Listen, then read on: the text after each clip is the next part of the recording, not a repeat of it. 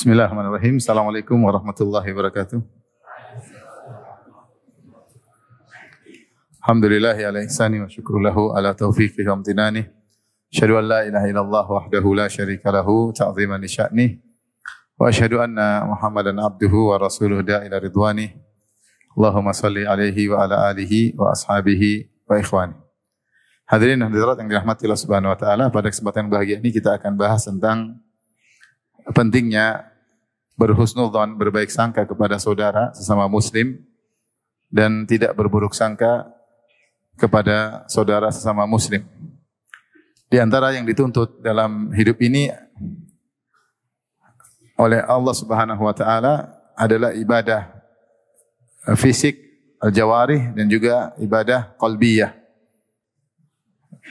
Seorang berusaha beribadah dengan fisiknya seperti salat, puasa, secara zahir seperti baca Quran dan yang lainnya.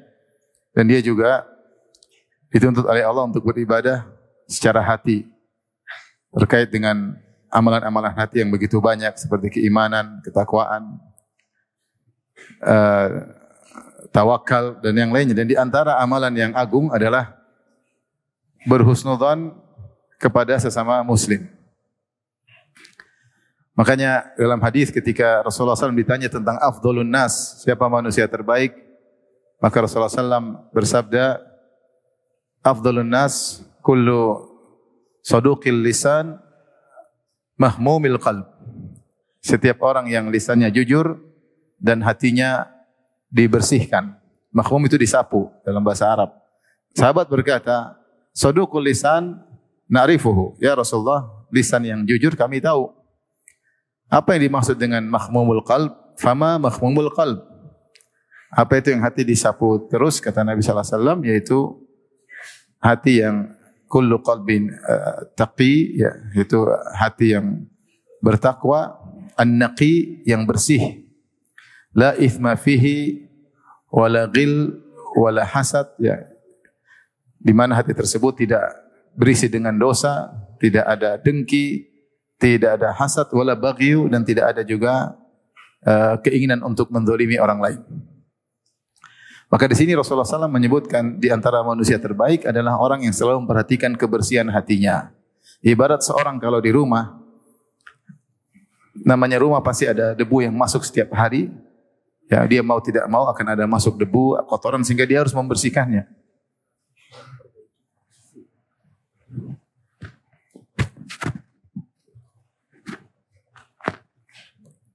Maka dia akan selalu membersihkan rumahnya dari kotoran-kotoran. Demikian juga hati ini sangat mudah terpengaruh.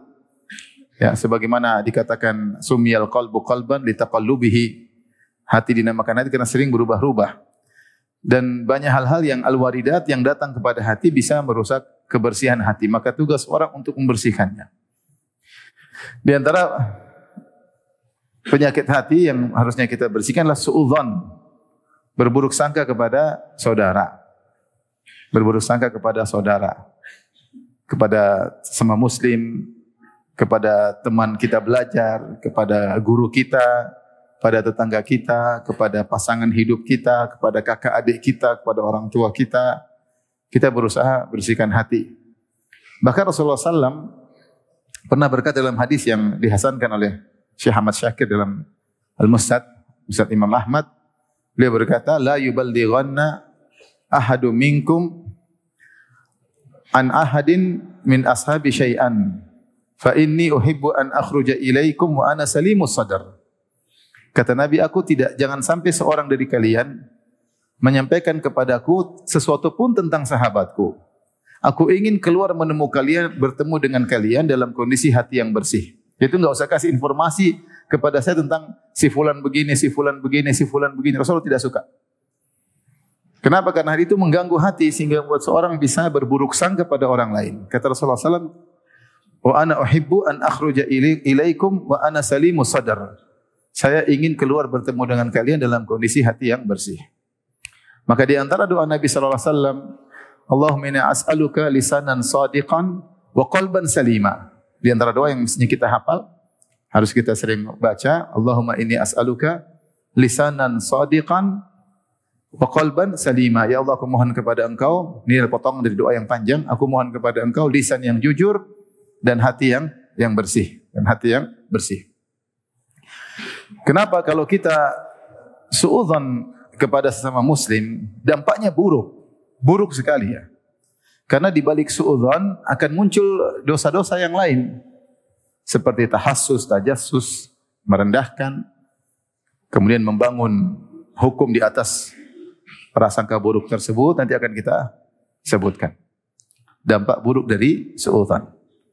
Taib, begitu pentingnya berbaik sangka dan buruknya berburuk sangka, pentingnya berbaik sangka dan buruknya berburuk sangka sampai Allah sebutkan dalam Al-Quran larangan untuk berburuk sangka.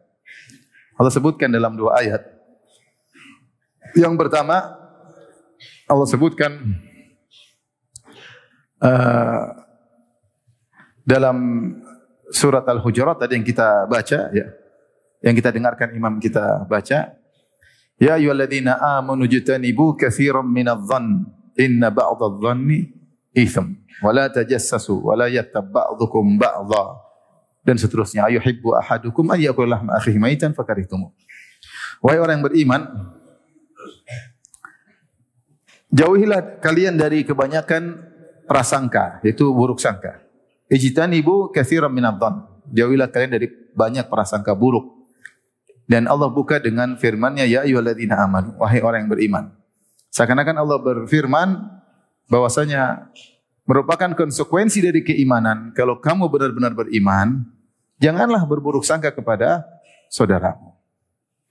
Inna ba'dadh-dhanni itsm, karena sebagian prasangka itu adalah dosa. Dan ketika Allah mengatakan katsiran minadh-dhann, itu banyak persangkaan itu tidak benar. Benar ada persangkaan yang benar tapi tidak banyak. Kebanyakan persangkaan itu salah. Kebanyakan suudzon itu adalah salah. Kenapa salah? Karena setan yang mendikte. Setan yang mengajari kita berprasangka begini, berprasangka begini, berprasangka ini. Ternyata kalau kita cek sering salah. Oleh karena itu, karena sering salah, jangan diulangi. Jangan berprasangka buruk. Karena sebagian prasangka adalah dosa. Kemudian Allah mengatakan, wala tajassasu. Jangan bertajassus, mencari-cari kesalahan orang. Dan kebanyakan tajassus dibangun dari prasangka buruk dulu. Setelah prasangka buruk, mulai ngecek sini, buka akunnya lah, apalah. Tajassus atau tahassus, dua-duanya adalah bentuk mencari kesalahan orang lain. Itu dibangun di atas apa? Di atas prasangka. Nanti kalau sudah prasangka buruk, lanjut lagi. Ghibah. Makanya Allah mengatakan, wala yaktab ba'dukum ba'dha. Ini semua dosa besar. Ghibah dosa besar. Kebanyakan ghibah dibangun di atas apa? Prasangka. Ini salah satu ayat yang Allah sebutkan tentang larangan berprasangka buruk. Dalam ayat yang lain, Allah menyuruh untuk berbaik sangka. Dalam surat An-Nur, ketika Allah bercerita tentang kisah hadithatul ifk, ketika Aisyah radhiyallahu taala anha ummul mukminin tertinggal dalam safar ketika Nabi pulang dari Ghazwat Al-Muraisi menuju ke kota Madinah, Aisyah radhiyallahu anha disangka sudah naik ke kerandanya, kemudian rombongan pun jalan. Ternyata Aisyah tertinggal. Ketika Aisyah tertinggal, Aisyah radhiyallahu anha menunggu di tempat tersebut sampai akhirnya datang seorang sahabat namanya Safwan bin Mu'attal As-Sulami radhiyallahu anhu melihat Aisyah, kemudian dia pun menuntun Aisyah masuk ke kota Madinah di siang hari, dia tuntun. Dan Aisyah naik di atas onta, dia pun tuntun sampai menuju ke kota Madinah. Ketika Aisyah dan Safwan bin Mu'attal As-Sulami radhiyallahu anhuma masuk ke kota Madinah, dilihat oleh banyak orang, maka orang-orang munafik pun membuat isu bahwasanya Safwan bin Mu'attal telah berzina dengan Aisyah, makanya mereka terlambat pulang. Dipimpin oleh Abdullah bin Ubay bin Salul. Walladzi tawalla kibrahu minhum lahu adzabun azim. Dan yang bikin provokatornya adalah sebagian dari orang-orang munafikin. Subhanallah, saking begitunya kuat provokasi tersebut, isu yang disebarkan, hoax yang disebarkan, sampai sebagian sahabat ikut terpengaruh ya. Ya, di antaranya adalah Hasan bin Thabit radhiyallahu anhu, di antaranya adalah Mistah, di antaranya Hamnah bintu Jahsh radhiyallahu ta'ala anhu.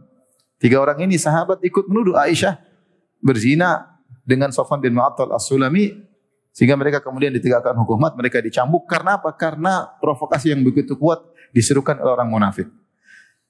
Maka akhirnya Allah turunkan ayat-ayat membela ibunda kaum mukminin Aisyah radhiyallahu taala anha, bahwasanya Aisyah sama sekali tidak melakukan perbuatan nista dan perbuatan keji, sampai Allah turunkan ayatnya di antaranya ya, al-khabithatu lil-khabithin wal-khabithun lil-khabithat wa tayyibatu lit-tayyibin wa tayyibatu lit-tayyibat ulaika mubarrauna mimma yaqulun. Wanita baik, wanita buruk, yaitu wanita pezina, buat lelaki yang buruk, buat lelaki pezina. Lelaki yang buruk, lelaki pezina juga buat wanita pezina. Wat tayyibatu lit-tayyibin, dan wanita baik-baik yang menjaga dirinya dari hal-hal yang buruk, buat laki-laki yang baik-baik. Dan laki-laki yang baik-baik buat wanita yang baik-baik. Itu seakan-akan Allah mengajak berfikir, Allah tidak akan memilihkan bagi Muhammad sallallahu alaihi wasallam wanita yang buruk, enggak mungkin. Allah tidak akan menjadikan wanita yang menemani kehidupan Rasulullah wanita pezina, tidak mungkin. Maka Allah mengatakan wat tayyibatu lit-tayyibin wat tayyibuna lit-tayyibat. Wanita baik-baik untuk laki-laki baik-baik dan laki baik-baik untuk wanita baik-baik. Seandainya Aisyah adalah wanita pezina, tidak pantas untuk disandingkan dalam kehidupan rumah tangga Nabi sallallahu alaihi wasallam. Apalagi dijadikan sebagai wanita yang paling dicintai oleh Rasulullah sallallahu alaihi wasallam. Maka di antara ayat-ayat yang turun membela Aisyah adalah firman Allah Subhanahu wa taala, "Laula idh sami'tumuhu dhannal mu'minuna wal mu'minatu bi anfusihim khaira wa qalu hadza ifkum mubin." Seandainya ketika kalian mendengar tentang berita tersebut, dhannal mu'minuna wal mu'minatu bi anfusihim khairas. Seharusnya kaum mukminin dan kaum mukminat berprasangka baik terhadap diri mereka. Berprasangka baik, jangan prasangka buruk. Wa qalu hadza ifkum mubin, dan seharusnya langsung menimpali ini adalah dusta yang nyata. Itu yang seharusnya dilakukan oleh kaum mukminin, bukan malah terprovokasi dengan berita-berita yang dibawa oleh orang-orang munafik. Maka ayat ini menunjukkan tentang keharusan berprasangka baik kalau ada berita buruk tentang saudara yang kita kenal. Beda kalau memang dia penjahat, terkenal korupsi, kemudian ada berita, ya suudzon, enggak ada masalah, memang tukang korupsi. Itu enggak ada masalah. Satu tukang jalan sama cowok berdua-duaan, ternyata ada tuduhan zina, ya wajar kita suudzon. Wajar, karena memang suka begitu jalan sama laki-laki berdua-duaan, ya cium-ciuman kemudian posting, wajar kalau dituduh berzina, ketahuan zina, ya wajar. Tapi kalau kaum mukminin, kaum mukminat yang kita tidak pernah dengar seperti hal-hal buruk darinya, apalagi yang mengarah ke arah situ, kemudian dituduh macam-macam, maka wajib, bukan sunnah, wajib untuk berbaik sangka. Sampai ada dalil yang menunjukkan sebaliknya. Selama tidak ada dalil bukti nyata, wajib berbaik sangka. Bahkan Tahir bin Ashur mengatakan, siapa yang berburuk sangka kepada kaum mukminin yang asalnya baik, maka dia telah memiliki sifat orang-orang munafik. Sifat orang-orang munafik. Karena yang menyebarkan provokasi bahwasanya Aisyah berzina dengan Safwan bin Mu'attal As-Sulami radhiyallahu anhuma adalah orang-orang munafik. Adalah orang-orang munafik. Padahal kalau kita lihat kejadiannya, ketika Aisyah dan Safwan bin Mu'attal As-Sulami balik menuju kota Madinah, mereka masuk di siang hari bolong, di tengah-tengah siang hari, semua orang lihat. Kalau berzina mana mungkin jalan berdua gitu, pasti sembunyi-sembunyi. Kamu di luar enggak, saya belakangan enggak. Ini jalan bareng-bareng. Safwan bin Mu'attal nuntun Aisyah naik onta di siang hari bolong. Masa pezina seperti itu? Kalau berzina pasti malu sembunyi-sembunyi. Kamu di luar, saya belakangan. Tetapi namanya provokasi begitu kuat, berita begitu kuat, terkadang sebagian orang tertutup akal sehatnya sehingga terbawa oleh provokasi. Itu bahayanya hoax, bahayanya provokasi. Dan sahabat-sahabat yang terprovokasi orang hebat. Hasan bin Thabit, penyair Rasulullah SAW. Hamnah bintu Jahshin, iparnya Nabi, itu saudarinya Zainab bintu Jahsh. Kemudian Mistah, ya, pernah ikut perang Badar kalau tidak salah. Tapi ya namanya ada isu, ya, akhirnya seorang bisa terbawa. Maka Allah ajarkan, laula idh sami'tumuhu, seandainya ketika kalian mendengar berita dusta tersebut, dhannal mu'minuna wal mu'minatu bi anfusihim khairan, harusnya mereka berprasangka baik. Wa qalu hadza ifkum mubin, harusnya mereka langsung memvonis langsung, ini kedustaan yang nyata. Terserah nanti belakangannya bagaimana. karena itu orang baik, maka harus kita bela langsung sejak awal. Ini dusta. Seandainya terbukti belakangan ada suatu berita, itu lain cerita. Awalnya kita membela saudara kita. Ini yang seharusnya, maka Allah mengajarkan kita untuk berbaik sangka kepada saudara.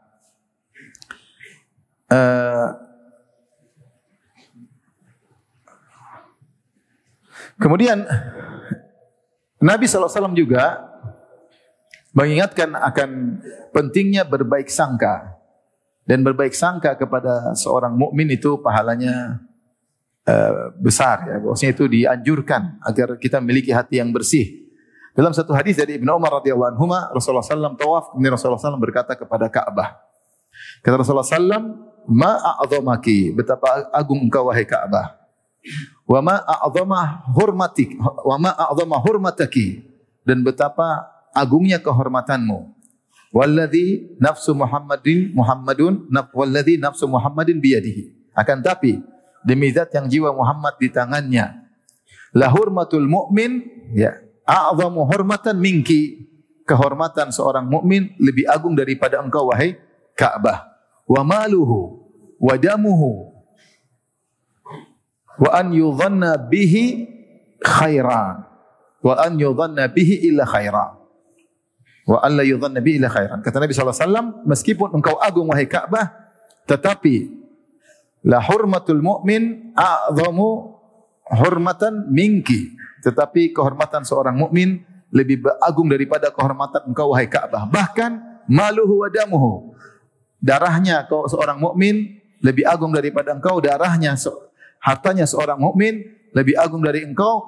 Wa alla yudhanna bihi illa khaira, dan seorang mukmin tidaklah dipersangkakan kecuali kebaikan. Itu juga keagungan, kata Nabi, dan lebih agung daripada engkau wahai Ka'bah. Ya. Maka darah seorang mukmin haram, tidak boleh ditumpahkan. Harta seorang mukmin haram, tidak boleh diambil, dan kehormatannya lebih daripada Ka'bah. Di antaranya, jangan dipersangkakan kepada seorang mukmin kecuali kebaikan. Ini adalah kehormatan yang besar. Bahkan berprasangka baik kepada seorang mukmin, kehormatan lebih besar daripada kehormatan Ka'bah. Mana hadis tersebut? Ini Nabi SAW menyuruh kita untuk berbaik sangka kepada seorang mukmin, tidak berburuk sangka, dan itu adalah ibadah sebagai bentuk penghormatan kepada mukmin yang lain. Oleh karenanya Al-Ghazali ketika mengomentari, dia mengatakan bahwasanya sebagaimana kita tidak boleh menghalalkan harta seorang muslim kecuali dengan bukti yang nyata baru kita boleh ambil. Asalnya harta mukmin yang lain haram, enggak boleh kita ambil kecuali kita punya bukti yang nyata baru kita boleh ambil. Ini barang saya ketinggalan di rumahmu. Buktinya mana? Ini buku saya, coba buka halaman 367, ada nama saya di situ. Oh iya benar. Ini ada notanya, saya beli buku ini. Buktinya nyata baru kita bilang ini buku saya. Kalau enggak, hukum asal harta di rumah orang harus harta dia. Tidak boleh kita menghalalkan kecuali ada dalilnya untuk kita ambil. Demikian juga darah seorang mukmin tidak boleh kita tumpahkan kecuali ada bukti yang nyata bahwasanya darah memang harus ditumpahkan. Misalnya dia membunuh orang, misalnya dia murtad, lain cerita. Kata Al-Ghazali, demikian pula terkait dengan berbaik sangka. Kita tidak boleh berburuk sangka kepada seorang mukmin kecuali kalau kita punya bukti yang nyata bahwasanya memang kita berhak untuk berburuk sangka kepada dia. Karena Rasulullah gandengkan dalam hadis tersebut, walladzi nafsu Muhammadin biyadihi la hurmatul mu'min, ya, a'zamu hurmatan minki wa maluhu wa damuhu wa alla yudhanna bihi illa khaira. Rasulullah mengatakan darah, harta, dan berprasangka baik lebih tinggi kehormatannya daripada Ka'bah. Maka ini dalil bahwasanya berbaik sangka kepada saudara adalah ibadah dan adalah bentuk penghormatan kepada sesama mukmin. Di antara dalil juga Rasulullah SAW bersabda dalam hadisnya tentang bahayanya berburuk sangka. Kata Nabi SAW, "Iyyakum wadh-dhanna fa inna dhanna akdzabul hadis." Waspadalah kalian dari berburuk sangka. Sungguhnya berburuk sangka adalah sedusta-dusta pembicaraan. Wala tahassasu wala tajassasu. Wala tadabaru wala tabaghadu wa kunu ibadallahi ikhwana. Janganlah kalian berburuk sangka. Hati-hatilah kalian dari berburuk sangka, karena berburuk sangka kepada mukmin yang lain adalah seburuk-buruk pembicaraan. Dan jangan kalian tahasus. Tahasus itu cari-cari kesalahan orang dengan mendengar. Katanya gimana? Emang dia bagaimana? Cari berita. Tajassasu dengan melihat. Melihat, ngecek sana, nguntit. Namanya tajassus. Dua-duanya dilarang. Tahasus dan tajassus, kalau ingin mencari keburukan orang dilarang. Dan itu buah dari berburuk sangka. Wala tadabaru, wala tabaghadu, wala taqata'u. Jangan kalian saling balik belakang. Jangan kalian saling membenci. Ini semua buah daripada suudzon. Wa kunu ibadallahi ikhwana. Jadilah kalian hamba-hamba Allah yang saling bersaudara. Konsekuensi hamba Allah saling bersaudara, tidaklah berburuk sangka kepada yang lain. Baik, kita buka hadis tersebut. Rasulullah buka hadis tersebut dengan sabdanya, iyyakum wadh-dhanna. Waspadalah kalian dari berburuk sangka. Kenapa? Rasulullah SAW mengatakan, fa inna dhanna akdzabul hadis. Karena buruk sangka adalah perkataan yang paling dusta. Saya ingin para hadirin hadirat berhenti atau memahami perkataan Nabi di sini. Kata Nabi, fa inna dhanna akdzabul hadis. Sungguhnya persangkaan merupakan perkataan yang paling dusta. Kenapa dikatakan paling dusta? Bukankah dusta yang jelas lebih dusta? Mana yang lebih dusta? Saya bilang, kayaknya orang ini mencuri nih, kayaknya. Mana lebih dusta? Itu atau saya bilang kepada seorang yang sedang salat, saya bilang dia tidak salat, padahal dia sedang salat. Kalau ada orang salat, saya bilang tidak salat, saya dusta atau tidak? Dusta. Tapi ini dusta jelas, ya. Yang pertama saya bilang ada orang kayaknya, saya tidak tahu dia mencuri, saya bilang ini kayaknya dia mencuri, kesini kayaknya mau mencuri. Ini persangkaan. Mana yang lebih dusta? Nuduh seorang tidak salat atau menduga seorang mencuri? Mana yang lebih dusta? Ayo, mana yang lebih dusta? Paham tidak pertanyaannya? Paham? Mana yang lebih dusta? Nuduh orang tidak salat. Benar, itu yang saya pahami juga, bahwasanya menuduh orang tidak salat padahal kita tahu dia salat lebih dusta. Tapi kata Nabi tidak. Kata Nabi persangkaan buruk itu lebih dusta. Kok bisa persangkaan buruk lebih dusta? Kata para ulama, karena kalau kau dusta, kau sudah tahu itu dusta. Tapi kalau kau prasangka itu salah tapi kau sangka benar, lebih parah ini. Kalau kau lihat orang salat kau bilang dia tidak salat, kan kau tahu kau dusta. Tapi ini kau tidak tahu dia mencuri, kau tahu dia tuduh dia mencuri dan kau menyangka persangkaanmu apa? Benar. Lantas kau membangun hukum-hukum di balik persangkaanmu. Maka ini lebih dosa daripada ini. Karena kau benar-benar tertipu. Kau menyangka kedustaanmu itu benar. Kalau ini kau sudah tahu benar-benar dusta. Maka sinilah bahayanya suudzon. Karena suudzon itu suatu yang tidak jelas. Hanya prasangka buruk, kemudian seorang membangun hukum di balik prasangka tersebut. Makanya Rasulullah SAW mengatakan, fa inna dhanna akdzabul hadis. Sungguhnya persangkaan itu adalah perkataan yang paling dusta. Dan di antara keburukan persangkaan buruk, tadi saya sudah isyaratkan di awal pengajian, menimbulkan dosa-dosa yang lainnya. Karena seorang berprasangka buruk, lihat, dia tahassus. Cari-cari. Dan ini tidak boleh. Ya man amana bilisanihi walam yu'min biqalbihi. Wahai orang-orang yang hanya lisannya beriman, hatinya tidak. La tattabi'u auratal muslimin. Jangan cari-cari kesalahan kaum mukminin. Jangan cari-cari. Namanya tajassus, cari-cari, lihat sana, ngecek sini, kait-kaitin, padahal enggak ada hubungan. Begini, ini semua kerjaan setan, didikte. Ini dibangun dari prasangka. Kemudian tahassus, kemudian tajassus. Tahassus tadi mencari kesalahan orang dengan mendengar. Tajassus mencari kesalahan dengan melihat-lihat. Setelah itu kalau sudah tajassus, mulai benci. Dia begini, mulai bicara, jadi bahan pembicaraan. Ghibah. Kemudian benci.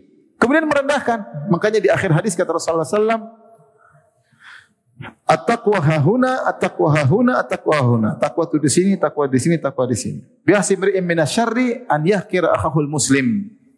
Cukuplah seorang dikatakan buruk dia merendahkan saudaranya. Di antara bentuk merendahkan saudara ketika kita suudzon sama dia. Ketika kita suudzon sama dia, kita akhirnya memvonis padahal itu hanya prasangka. Setelah memvonis akhirnya kita merendahkan. Mau tidak mau dalam hati kita merendahkan dia. Ini orang maunya begini, padahal belum tentu demikian. Maka di antara buruk sangka ini awal dari dosa-dosa yang lain. Tahassus, tajassus, membenci, merendahkan, ghibah. Merendahkan dosa besar karena sombong. Ghibah dosa besar. Semua dibangun di atas prasangka. Oleh karenanya, asal persangkaan kita kepada semua mukmin adalah kita berprasangka baik. Ini hukum asal.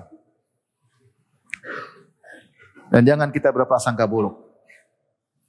Oleh karenanya datang dari perkataan para ulama yang mengingatkan akan buruknya berprasangka dan perintah untuk berbaik sangka. Seperti perkataan Umar bin Khattab radhiyallahu anhu yang diriwayatkan disebut oleh Ibnu Katsir dalam tafsirnya, la tadhunanna bi kalimatin kharajat min akhika su'an wa anta tajidu laha minal khairi mahmala. Kata Umar bin Khattab, janganlah engkau membawa perkataan saudaramu pada makna yang buruk, padahal kau masih bisa tafsirkan kepada makna yang baik. Ada saudara kita ngomong sesuatu, komentar tentang kita atau tentang yang lainnya, maka jangan kita bawa kepada makna yang buruk, padahal kau masih bisa tafsirkan perkataannya kepada makna yang baik. Maksudnya bukan begitu. Saya tahu dia tuh enggak begitu. Itu mungkin salah ngomong, itu kepleset lisannya, seperti itu. Jangan kita bawa kepada makna yang buruk sementara kita masih bisa menafsirkan perkataannya kepada makna yang baik. Husnudzon. Ini karena apa? Husnudzon. Ya. Sebagian salaf mengatakan, "Idza ra'aita min akhika syai'an," ya. Kalau kau lihat sesuatu dari saudaramu itu keburukan, fatlub lahu uzran, maka carilah uzur untuknya. Carilah uzur untuknya. Bahkan ada yang mengatakan fatlub lahu tis'atan wa tis'ina uzran, carilah bagi dia 99 uzur atau 90 uzur. Cari, mungkin begini, mungkin begini, mungkin begini, mungkin begini. Selama kita tahu ini orang baik. Kemudian kita melihat sesuatu kondisi, kita cari uzur buat dia. Fa illam tajid fa antal ma'ibu. Kalau kau tidak bisa menemukan uzur bagi dia, kau yang tercela. Kau yang tercela. Al mu'min yatlubul ma'adzir, ya. Wal munafiq yatlubul atharat. Orang mukmin berusaha mencari uzur buat saudaranya, orang munafik selalu mencari kesalahan-kesalahan saudaranya. Ini perkataan-perkataan para salaf. Di antara mereka berkata, hati-hati engkau dengan suatu perbuatan, kalaupun benar kau berdosa, apalagi salah, yaitu suudzon. Perhatikan kalimat ini.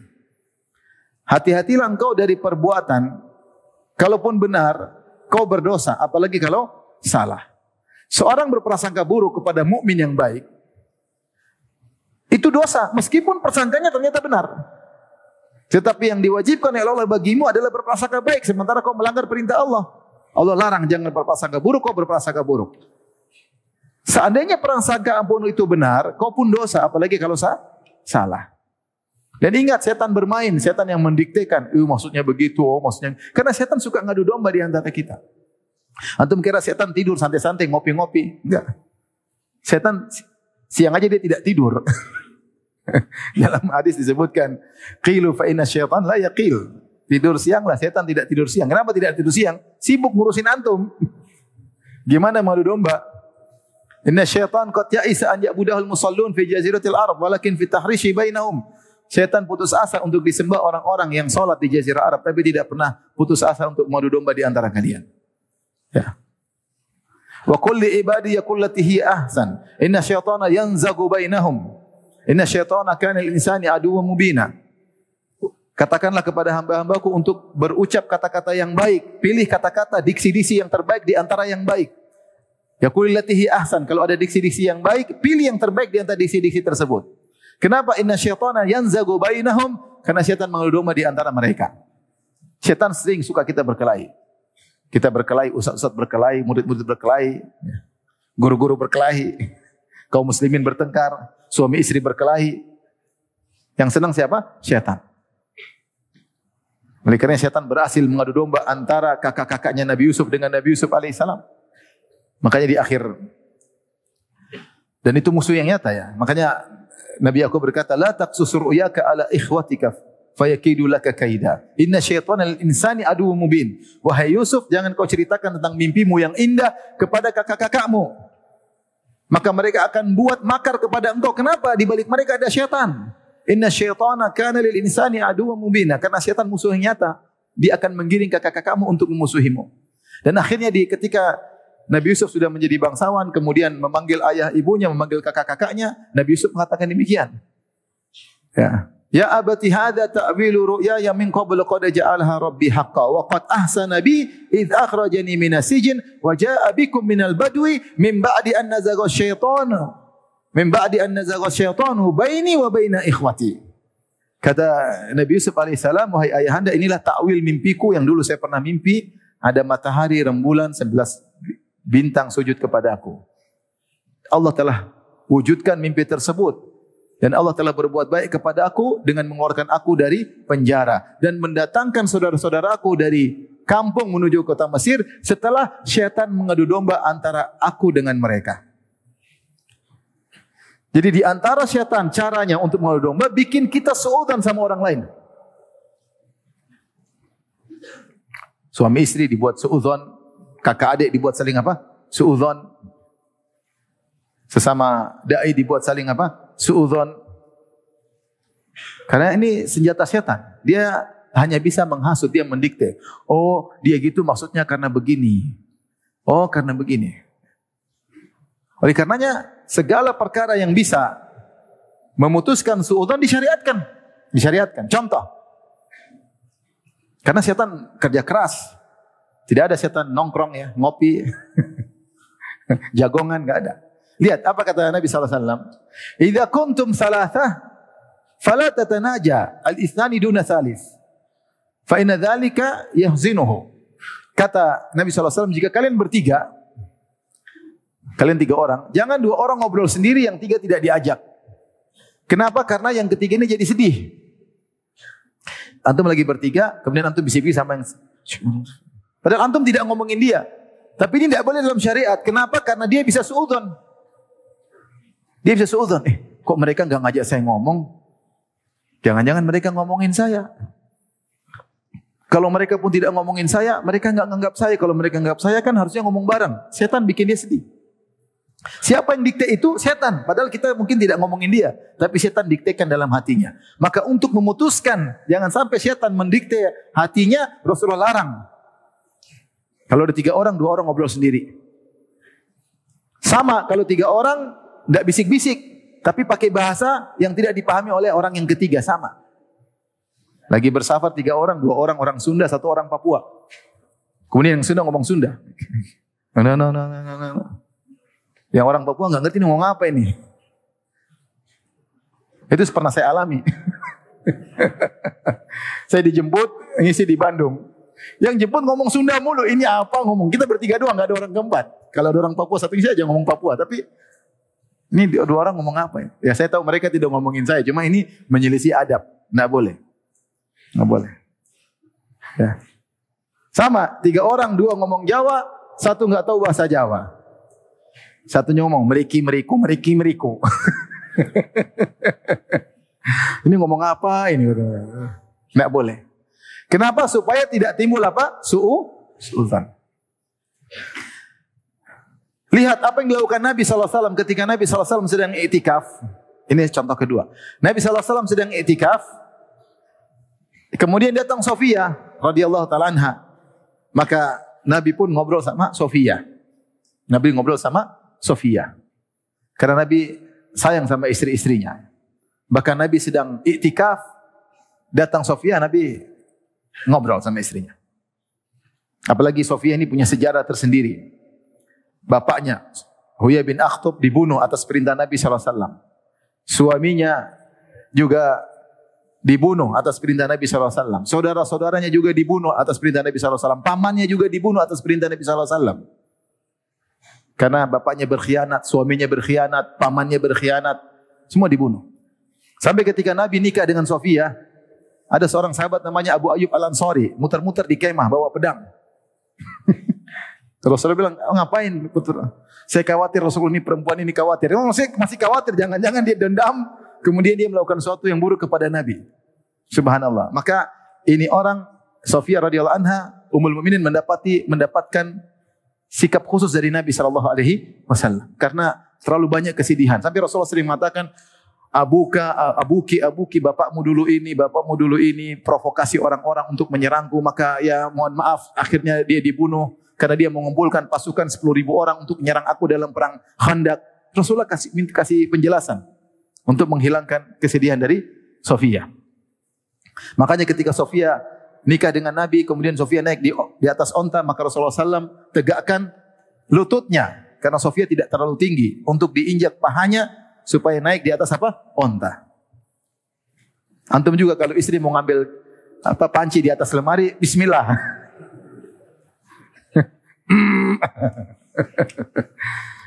Untuk saya luar biasa Rasulullah SAW. Ya.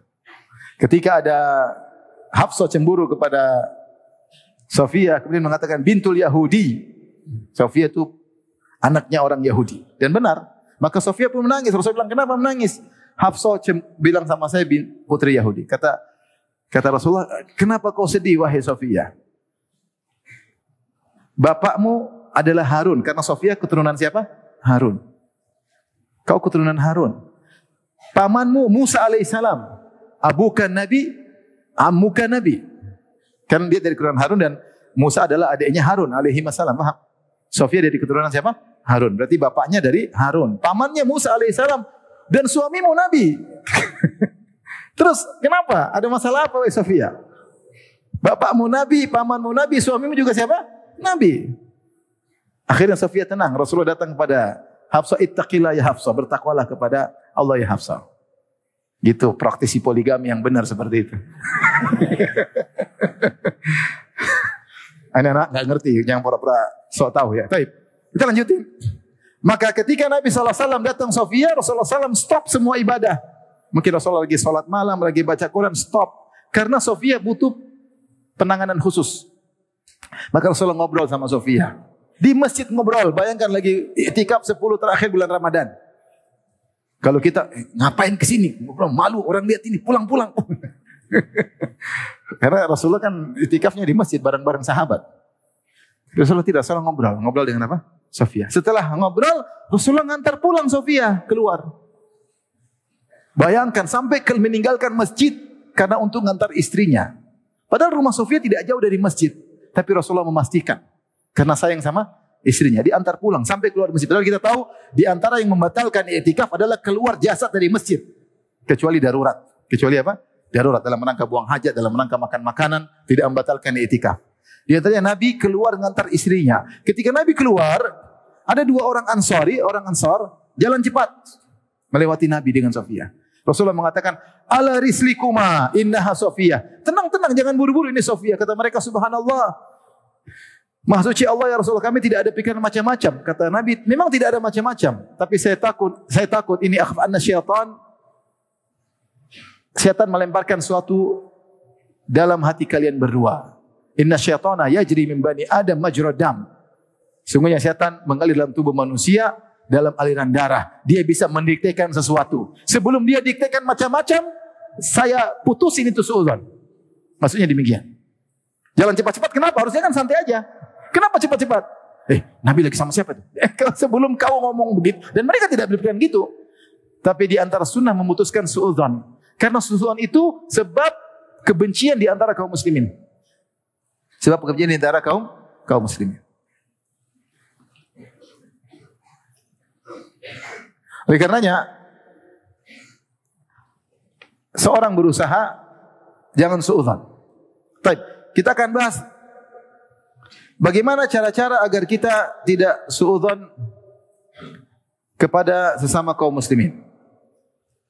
Sebabnya, bagaimana caranya agar kita senantiasa husnudzon. Yang pertama, berdoa kepada Allah. Berdoa kepada Allah. Berdoa kepada Allah yang terkait dengan hati. Di antara doanya, Allahumma inni as'aluka lisanan sadiqan wa qalban saliman. Coba hafalin. Allahumma inni As'aluka lisanan shadiqan wa qalban salima. Ya Allah, aku mohon kepada Engkau hati yang bersih. Di antara doa Nabi sallallahu alaihi wasallam, doa yang panjang, wahdi qalbi, di antaranya waslul sakhimata qalbi. Waslul sakhimata qalbi. Ya Allah, cabutlah penyakit-penyakit hatiku. Ya. Doa yang panjang, tapi di antara isi doanya waslul sakhimata qalbi. Ya Allah, dan cabutkanlah penyakit-penyakit hatiku. Penyakit ada dicabut oleh oleh Allah Subhanahu wa taala. Di antaranya doanya, ya muqallibal qulub, tsabbit qalbi ala dinik. Ya bolak-balikkan hati manusia, tegarkan hatiku di atas agama. Semua doa tentang hati. Ya. Hati ini mudah sekali berubah. Ya. Ya. Wala taj'al fi qulubina ghillan lil ladzina amanu. Ya Allah, janganlah jadikan hatiku benci kepada kaum mukminin. Di antara sebab kita benci suudzon. Ya, berdoa. Wala taj'al fi qulubina ghillan lil ladzina amanu. Berdoa. Dan kalau doa dikabulkan aman sudah. Kita insyaallah enggak suudzon sama orang. Tapi yang kedua, di antaranya agar kita mudah husnudzon kepada orang, kita menempatkan diri kita pada posisi dia. Kita menempatkan diri kita pada posisi dia. Makanya kalau kita perhatikan, ya Allah berfirman, innamal mu'minuna ikhwatun fa aslihu baina akhwaikum wattaqullaha la'allakum turhamun. Sungguhnya kaum mukminin adalah saling bersaudara. Ini hukum asal. Namanya bersaudara, wa kunu ibadallahi ikhwana. Jadilah kalian bersaudara. Saudara itu saling menyayangi. Kalau ada salah dimaafkan, tidak berusaha, namanya saudara. Namanya juga saudara. Maka kalau ada sesuatu damaikan. Kemudian kata Allah, ya ayyuhalladzina amanu la yaskhar qaumin qaumin asa, dan seterusnya. Allah mengatakan, ya ayyuhalladzina amanu jtanibu katsiran minadh-dhann. Wahai orang beriman, janganlah kalian berprasangka, menghindarkanlah kalian dari banyak berprasangka. Baik. Maka ketika kita ingin berprasangka, kita posisikan diri kita seperti orang tersebut yang kita prasangka buruk. Lihat dalam surat An-Nur, Allah berfirman, walaula idh sami'tumuhu dhannal mu'minuna wal mu'minatu bi anfusihim khaira. Seandainya ketika kalian mendengar berita tersebut bahwasanya Aisyah radhiyallahu anha berzina dengan Safwan bin Mu'attal As-Sulami, kaum mukminin dan kaum mukminat berprasangka baik kepada diri mereka. Jadi seakan-akan kejadian yang tuduhan tersebut adalah mereka yang lakukan. Makanya Allah mengatakan dhannal mu'minuna wal mu'minatu bi anfusihim. Bahwasanya Aisyah dan Safwan bin Mu'attal As-Sulami radhiyallahu anhu adalah kaum mukminin juga. Terus ngapain kalian berprasangka buruk kepada diri kalian sendiri? Seharusnya kalian orang mukmin berprasangka baik kepada diri kalian sendiri. Ini inzalu nafs manzilatal ghair, yaitu kita seakan-akan kita di posisi dia. Dan ini dalam Al-Quran sering Allah menyampaikan ayat seakan-akan kalian itu satu kesatuan. Seperti Allah berfirman, wala talmizu anfusakum, janganlah kalian menjelekkan diri kalian. Padahal enggak kan, maksudnya sebagian menjelekkan yang lain. Tetapi sebagian kalian menjelekkan sebagian kalian dianggap menjelekkan diri sendiri. Makanya Allah menggunakan wala talmizu anfusakum. Janganlah kalian menjelekkan diri kalian. Sama dalam sebagian tafsir, wala taqtulu anfusakum, janganlah kalian bunuh diri kalian. Maksudnya jangan kalian saling membunuh satu dengan yang lainnya karena kalian satu kesatuan. Itu di antara tafsir. Wala taqtulu anfusakum innallaha kana bikum rahima. Jangan kalian bunuh kalian, maksudnya jangan sebagian membunuh kalian yang lain karena kalian itu satu kesatuan. Nah, kalau satu kesatuan anggap kita di posisi dia. Kita husnudzon. Kalau kita menganggap kita di posisi dia, kita akan mudah memberi uzur. Mungkin dia kalau saya di posisi dia susah. Ya. Misalnya ada seorang, ya. Misalnya ada seorang, ya. Taruhlah misalnya ada, kita lihat saudara kita di Palestina, mungkin ketika dia terus kemudian dia ngomong sesuatu yang salah. Kita jangan, oh ini ngawur begini. Saya bilang, saya kadang-kadang ada sebagian, misal saudara kita di Palestina mungkin salah kemudian mengucapkan suatu atau tindakan yang mungkin menurut kita keliru, mungkin. Maka jangan langsung kita jatuhkan, jangan kita bilang coba kau di posisi dia. Coba kau di posisi dia. Coba kau di posisi ibumu dibunuh, bapakmu dibunuh, adikmu diperkosa. Mungkin kau juga lebih parah daripada itu. Paham maksudnya? Kita kasih uzur. Ya. Ada orang mungkin kemudian terjebak dalam sebagian kesalahan. Kita bilang, oh gitu aja masa. Coba kau di posisi dia, kau nggak tahu apa yang menimpa dia sampai dia begitu. Kita husnudzon. Maka ketika kita menempatkan diri kita seperti dia, kita akan banyak memberi uzur. Akan banyak memberi apa? Uzur. Ini di antaranya. Cara berikutnya agar kita husnudzon, sibuk dengan aib kita sendiri. Kita ini banyak dosa, banyak sekali dosa, banyak kekurangan, kurang ibadah, kurang zikir, masih pelit, ya. Masih malas puasa sunnah, malas salat malam, malas baca Quran aja malas. Masih merasa diri tinggi, masih merasa angkuh, masih suka ria, masih suka pamer, masih suka bercerita meninggikan diri sendiri. Masih duniawi, masih banyak. Kalau kita sibuk dengan kesalahan kita, ada orang salah kita enggak terlalu peduli, ya sudahlah. Kita sibuk dengan dia.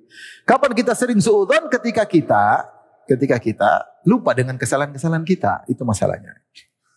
Kita melihat posisi kita seakan-akan sudah tinggi sehingga kita mudah suudzon sama orang lain.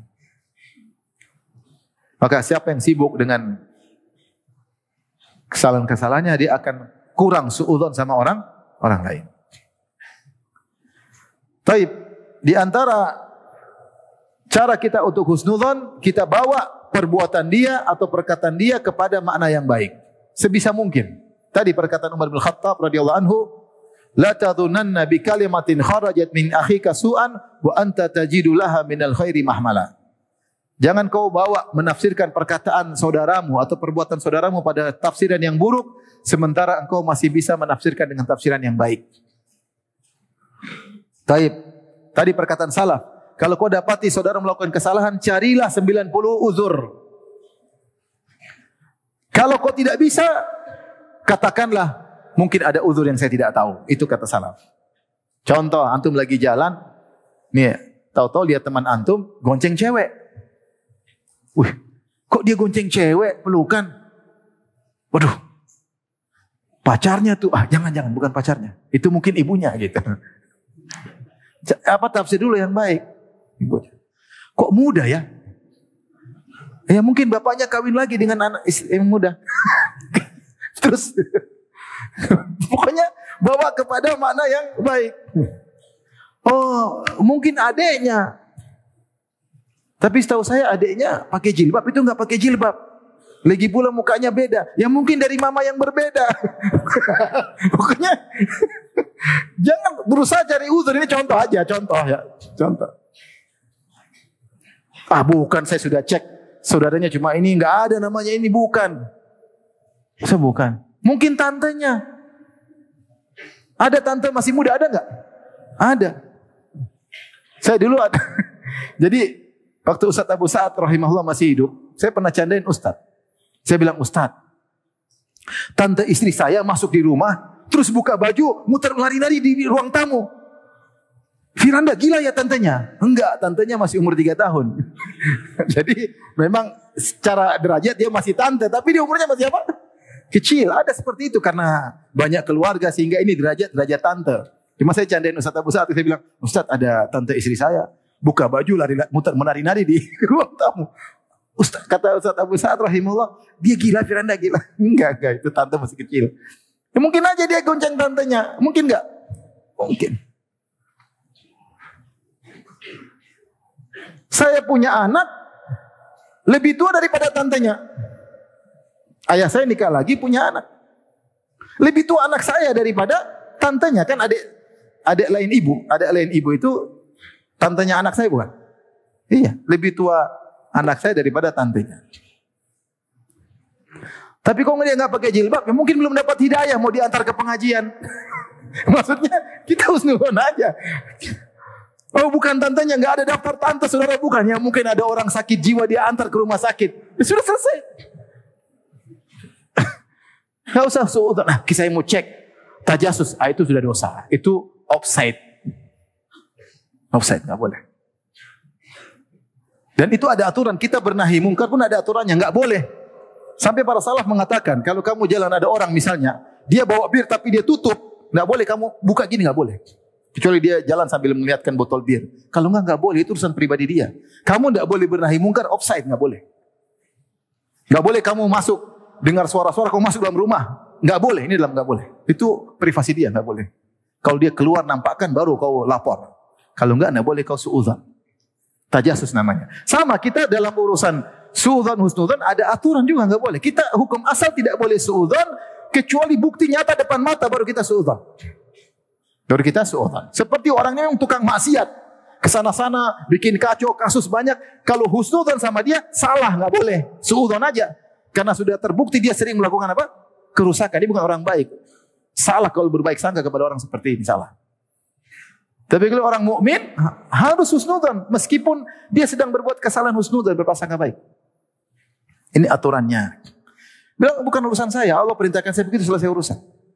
Selesai urusan. Kita enggak tahu apa yang sedang dia hadapi, problem apa yang sedang dia lakoni, kita tidak tahu.